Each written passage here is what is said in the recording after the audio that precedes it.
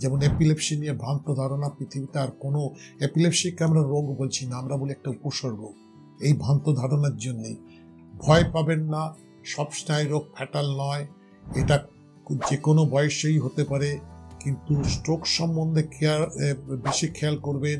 আগের যে ধারণা ছিল বয়স মাত্র মানুষের স্ট্রোক হয়, ইয়াং বয়সেও দেখা যাচ্ছে। জীবনধারণ সঠিকভাবে জীবনধারণ করুন, তো সুষম খাদ্য খান আপনারা, এবং আপনি ঠিক মতন যদি জীবন ধারণ করেন এবং ভালো করে ফিজিওথেরাপি করতে, ফিজিক্যাল এক্সারসাইজ করতে হবে, ফিজিক্যাল এক্সারসাইজ করেন, তাহলে সেক্ষেত্রে আপনি সুস্থ সবলভাবে জীবনযাপন করবেন, স্নায়ু রোগ থেকে দূরে থাকতে পারবেন।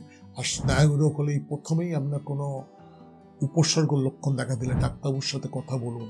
আজকাল অনেক পরীক্ষা নিরীক্ষা হয়ে গেছে, অনেক ওষুধ বেরিয়েছে, সঠিক চিকিৎসায় আপনি সুস্থ থাকবেন।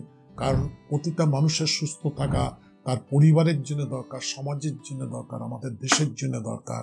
সুতরাং আপনারা সুস্থ থাকুন, সবল থাকুন।